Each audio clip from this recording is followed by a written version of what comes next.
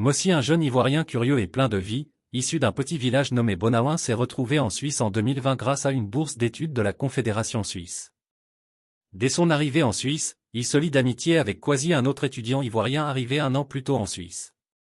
Kwasi est originaire de Agbaouaewa, et les deux amis étaient bien contents de savoir qu'ils venaient tous les deux du département d'Akoupé et étaient donc plutôt des frères.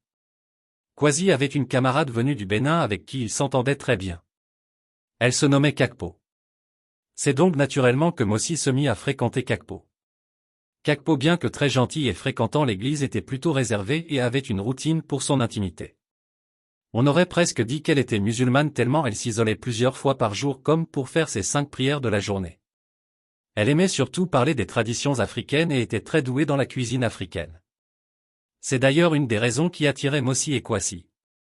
Mossi s'était même mis à lui faire des avances, cherchant à faire d'elle son amoureuse ou plutôt sa cuisinière.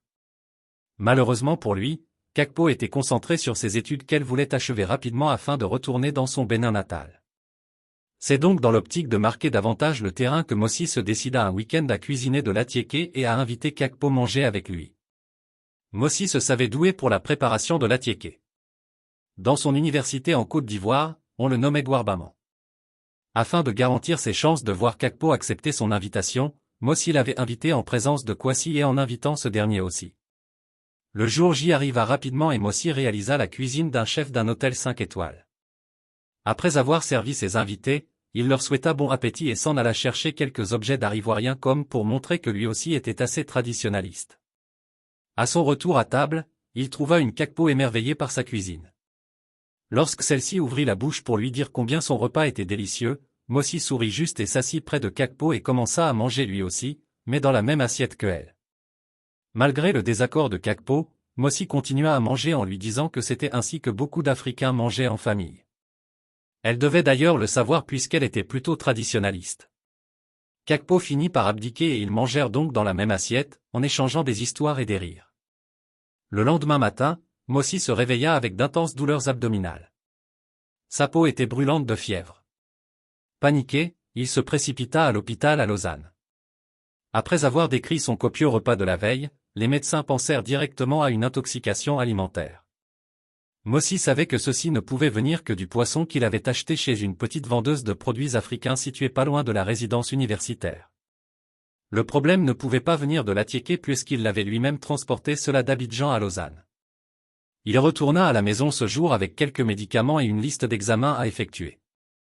À son arrivée chez lui, il fut surpris de constater que Kwasi et Kakpo n'avaient aucun problème et aucun symptôme. Il se dit alors que son problème ne pouvait pas être lié au poisson fût-il avarié ou non. Car si le problème venait du poisson ou même du repas, les deux autres amis auraient aussi eu des problèmes. Il écartait aussi l'idée du poison puisqu'il avait mangé avec Kakpo et que celle-ci était en pleine forme et sans aucun problème. Il n'avait pas mangé hors de son appartement depuis plusieurs semaines. Pendant les jours qui suivirent, Mossi se dépêcha d'aller faire tous les examens prescrits par les médecins. Malheureusement pour lui, les examens ne montrèrent aucun problème de santé. Mossi ne présentait donc aucune anomalie d'après les examens, alors que ses douleurs ne faisaient que s'aggraver. Après 2 semaines, il n'était plus capable d'aller au campus suivre les cours, tellement les douleurs étaient intenses. À partir de la 3e semaine, Mossi avait complètement perdu le contrôle de ses sens. En plus de violents maux de ventre, il avait des rêves bizarres chaque nuit. Pendant certains de ses rêves, il sortait comme un somnambule se coucher hors de sa chambre devant l'immeuble de la résidence universitaire. C'est comme ça qu'il s'était réveillé plusieurs fois dans la rue au petit matin sans trop savoir comment il avait fait pour s'y retrouver ou depuis combien de temps il était couché dans la rue. Il était clair pour son entourage qu'il délirait et qu'il devait avoir une maladie mentale. Malgré le fait qu'il semblait lucide en journée, son ami Kwasi s'était mis à fortement s'inquiéter pour lui. Fatigué de le voir se tordre de douleur, et de poireauter à la maison sans pouvoir suivre les cours, Kwasi s'était battu à informer ses parents en Côte d'Ivoire et les autorités consulaires. C'est ce qui permit que Mossi soit rapidement renvoyé à Abidjan. Une fois au pays, son père décida de vérifier si la médecine traditionnelle pouvait l'aider. C'est en allant chez un guérisseur qu'ils allaient finalement apprendre que Mossi souffrait d'un problème mystique. Le guérisseur diagnostiqua aussitôt un ensorcellement. Il expliqua aux parents de Mossi qu'il avait mangé dans la même assiette qu'un étranger qui avait beaucoup de force mystique dans le ventre. Il rappela qu'il était interdit dans leur culture de manger avec un étranger sans la bénédiction des ancêtres puisque ceci pouvait entraîner de terribles conséquences.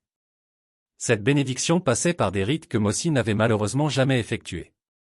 Mosi se rappela du repas partagé avec Kakpo et maudit les pulsions qui l'avaient conduit à se livrer à cela. Il se demandait en même temps ce qui lui serait arrivé si Kakpo avait dit oui à ses avances. Il pleurait à chaudes larmes. Son année scolaire était dans l'eau et il n'était plus certain d'avoir le visa pour retourner achever sa formation. Avec l'aide de sa famille, Mosi se lança dans une quête pour lever la malédiction qui le rongeait. Ils parcoururent plusieurs villages et se rendirent même au sud du Bénin et au Ghana, faisant appel aux meilleurs traditionalistes et aux plantes médicinales pour purifier l'esprit de Mosi. Lorsque Kwasi apprit la nouvelle, il fut très bouleversé par ce qu'il avait en quelque sorte involontairement déclenché cette situation en présentant Kakpo à Mosi dès son arrivée en Suisse. Il décida donc de joindre une partie de ses économies aux efforts des parents de Mosi, déterminé à aider son ami à retrouver sa santé. Pour éviter d'être pointé du doigt, Kakpo s'était enfui à Genève et ensuite en France. Heureusement pour elle, elle avait eu le temps de présenter sa thèse devant un jury avant que l'histoire ne s'ébruite. Mosi en revanche dut passer près de 6 mois en Afrique pour se soigner. Après de longues et épuisantes épreuves, les guérisseurs finirent par briser le sort qui le retenait prisonnier.